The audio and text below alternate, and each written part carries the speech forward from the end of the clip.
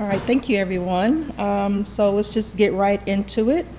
So I have no financial disclosures and give you a brief overview of what I'm going to talk about today.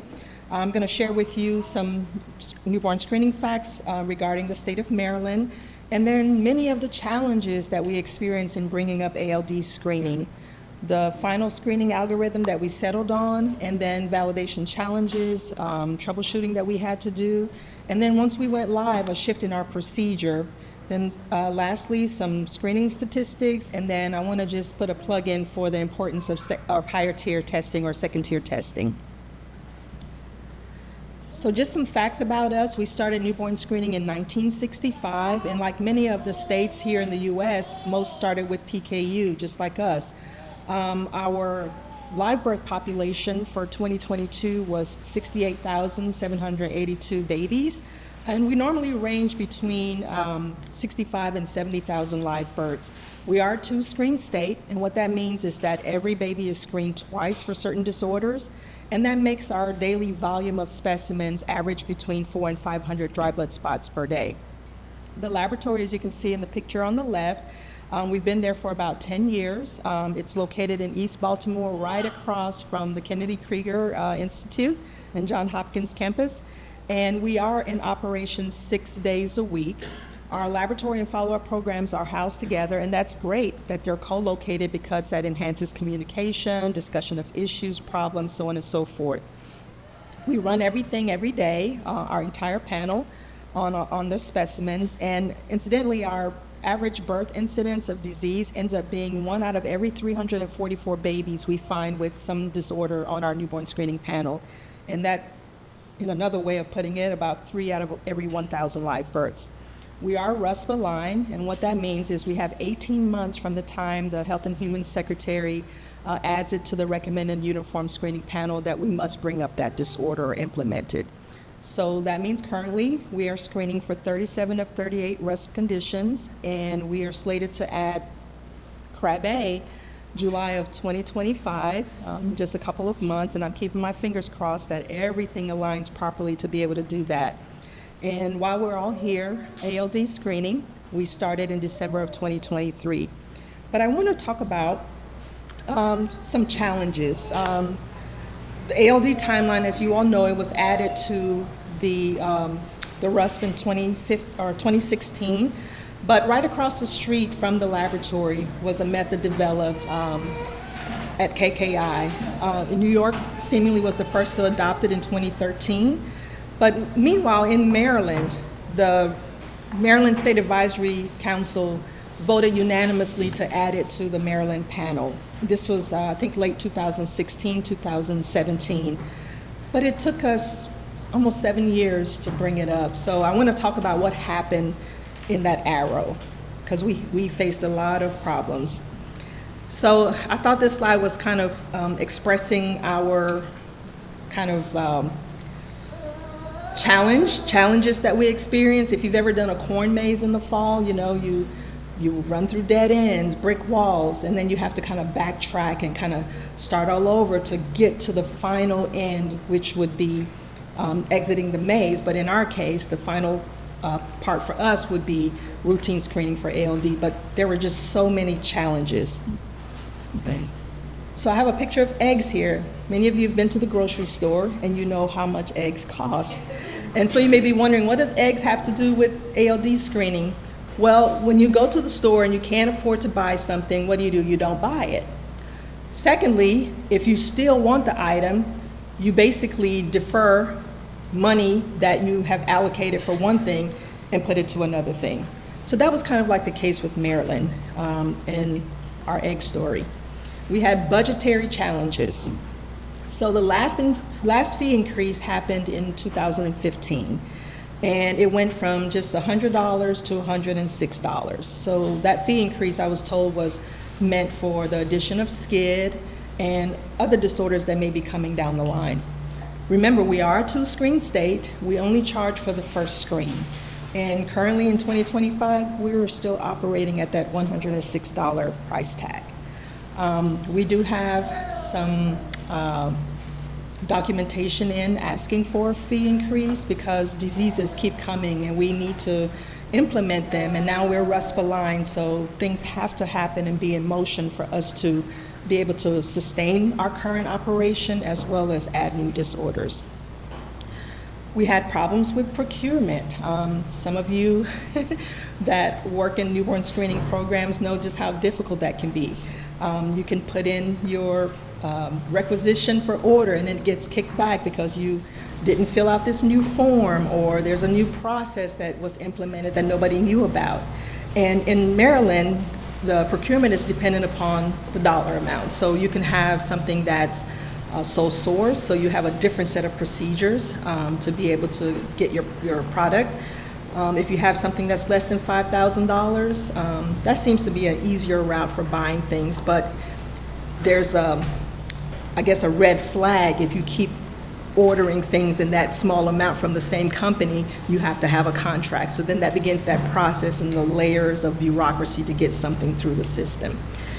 And also we have fund certification that goes straight to the Secretary of Health's office to verify that you have the money for your program to be able to purchase something. So all of these layers for buying something are very complicated.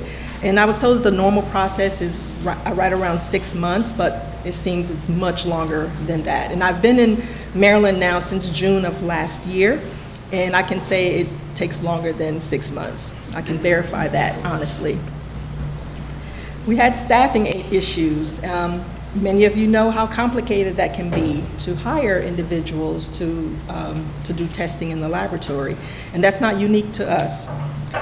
But salaries have not really been competitive in Maryland, so people come and they go. We train them, and this is not unique to us in Maryland. It happened when I was in Tennessee, and other folks in the newborn screening laboratory tell me the same thing, that it's really difficult to retain good people. So you serve as a training ground on some of these rarer instruments, and they take that knowledge and they apply it somewhere else. So we have difficulty with retention. Then we had the COVID pandemic, which many of you, all of you know how that was from March 2020 to May of 2023. There were supply chain issues, getting things simply like pipette tips, plasticware, just to do simple laboratory tests were complicated. And I was told that for the challenges with the staff, they were split into half. So they were doing a rotation, half and half, every day of the week. And you can imagine how taxing that could be, because you're working with the skeleton crew and the work still has to get done. You're still getting the 400 and 500 specimens a day. And these effects, there were multiple effects, including turnover. So people readjusted, they redefined what their priorities were and decided, okay, I don't want to be a scientist anymore. I'm going to go and be a TikTok star or whatever. And so there was turnover resulting from the pandemic. And then you have competing priorities. So as quickly as the RUSP disorders are coming, labs struggle to keep up with that pace. So for instance, in 2010, SCID was added to the RUSP. Remember I told you our first fee increase happened in 2015. So finally in 2016, we were able to add SCID. It was a laboratory developed test. Those end up being a little bit less expensive, so to speak. In 2011, CCHD was added, and this one was handled by our follow-up group. Basically data collection. We served as a repository, but the LIMS had to be outfitted for categorizing and cataloging that information. In 2015, the ACHDNC recommended that succinylacetone replace tyrosinemia for testing for HCT1. And Maryland didn't really adopt that until 2021 in migrating from the Neogram assay to Neobase 2. And then in 2015 and 2016, you had Pompe, MPS1, and XALD. And Pompe and MPS1 were implemented, I think it was 2019, using the Babies platform.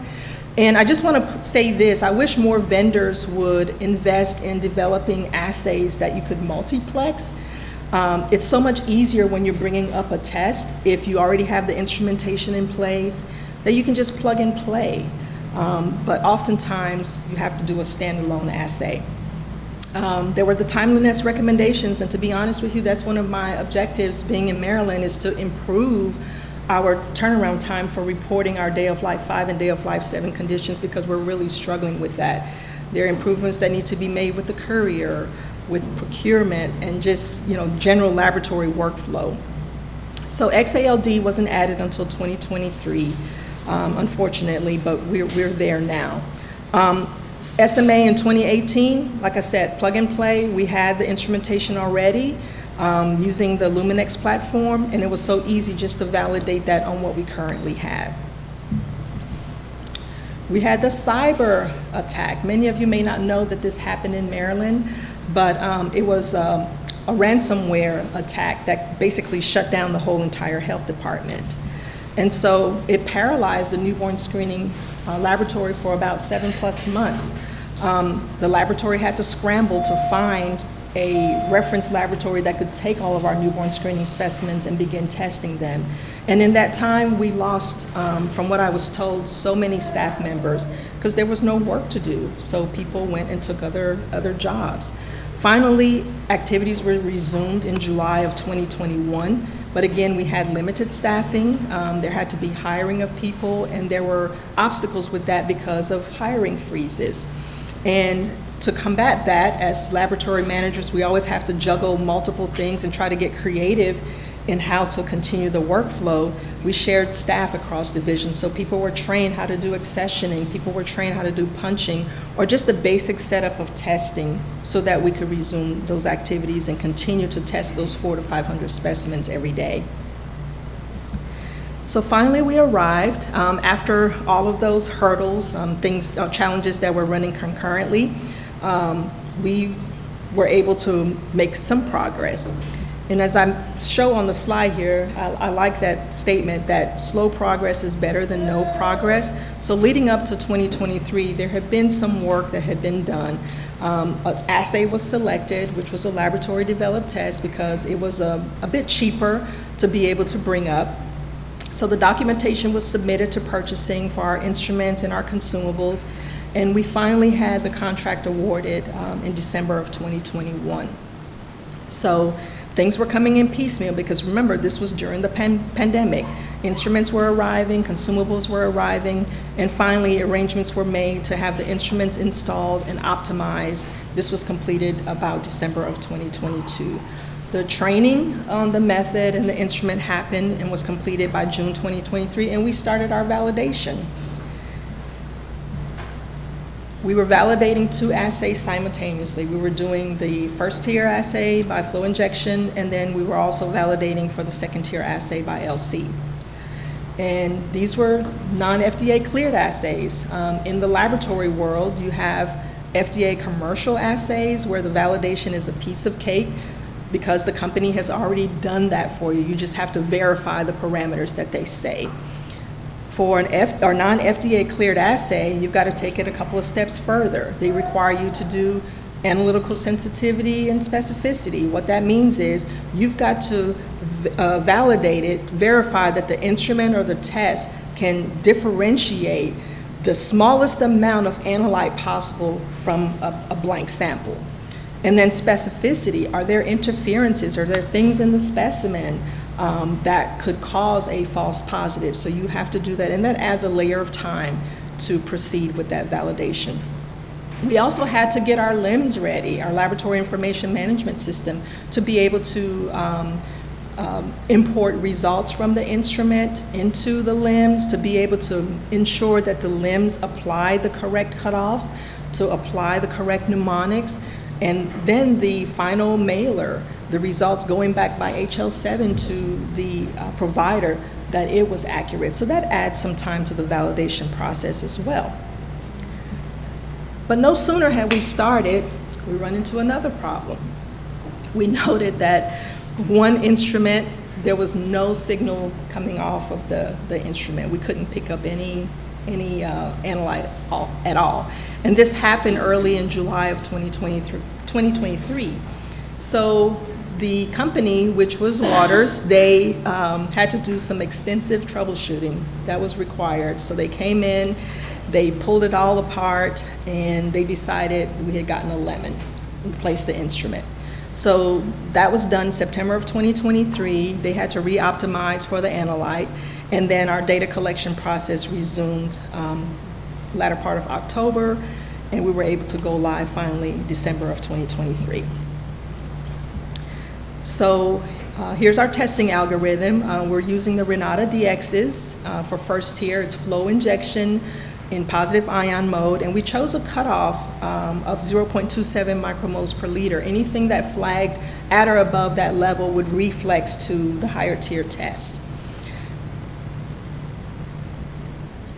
So for our second tier, we were using LC-MSMS. We have the Water Zevo tandem quadrupole mass spec, and this is operating in negative ion mode. So we have 3 cutoffs: our within normal limit cutoff, less than 0.16, and then our borderline cutoff between 0.16 and 0.30. So if a baby flags between this range, we ask for another sample. Once that sample comes back into the laboratory, we analyze it. If it's still in that borderline category, it gets referred to genetics. And then of course, we have a high-risk cutoff of greater than 0.30, where that baby is referred directly to genetics for follow-up and diagnostic testing. And by the way, I put in a image of the negative ion mode test that we used. Was developed by Chris Haynes and Victor DeJesus at CDC. So this is what we see on the LC. We're measuring 3 different transitions for a combined TIC, and then down there at the bottom is the internal standard. And we use a calibration curve to determine the concentration of the C26. So all was going really, really, really well until it wasn't. So we had another obstacle. It was, in piecing all this together, like I said, I came in June, and then asking questions of the folks involved in bringing up the test, and talking to Dr. Raymond and some other people regarding our XALD saga. It just continued to be one challenge after the other, but I'm glad we're here. So this last challenge was intermittent stopping in the middle of the night. So as most labs operate, the specimens that you receive today, you punch them, you process them, you put them on your instrument, and they're running constantly while you're at home in your bed asleep. So you come back the next morning and you have your results, you review. But we would come to work, or they would come to work, and the instrument would die. And so you would have all these plates, 400 and 500 samples, maybe it only ran 1 plate. And then with this particular assay, it's not good to do a re-injection. It doesn't work.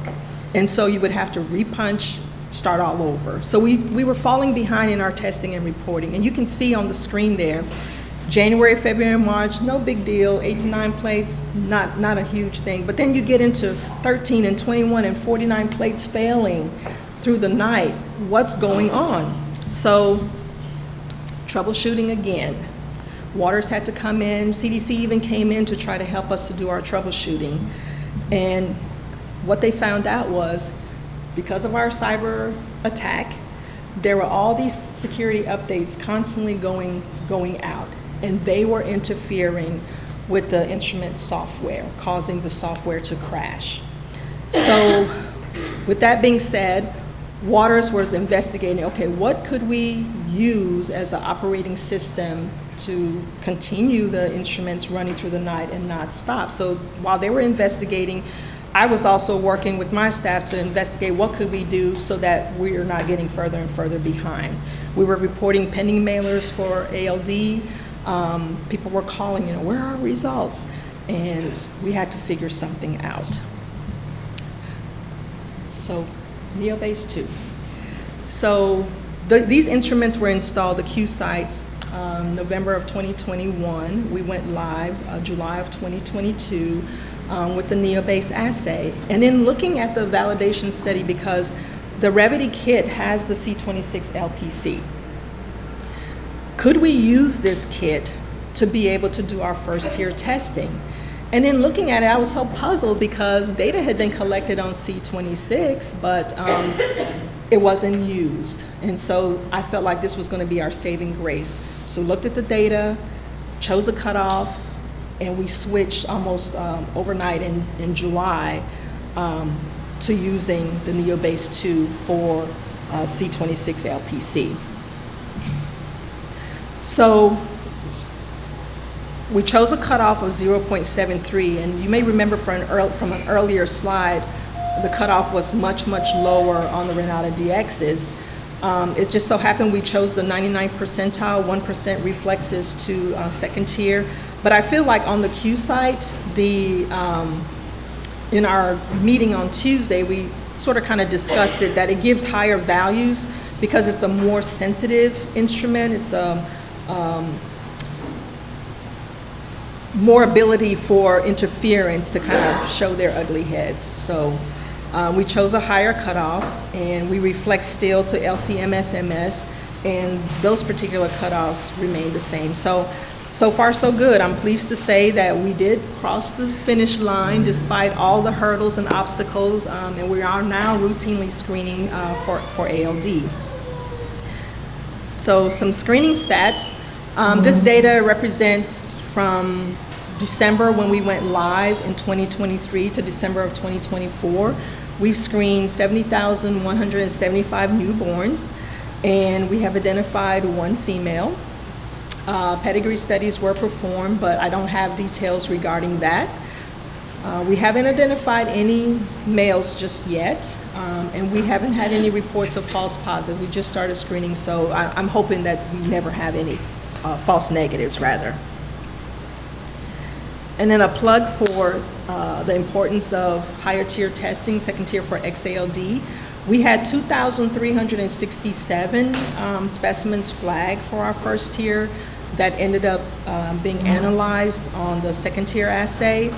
And then 15 specimens were elevated with C26, and that represented basically 10 individual infants.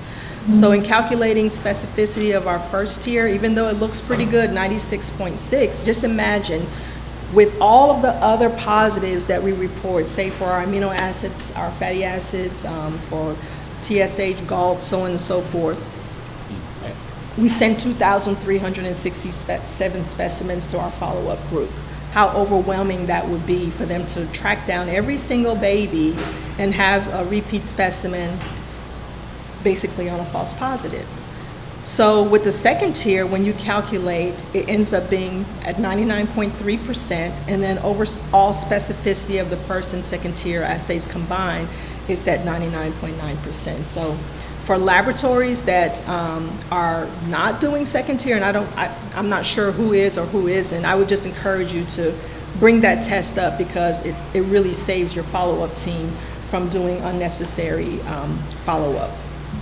And then lastly, this is a picture of the Maryland newborn screening staff scientists, and they send their greetings to all of you. Okay.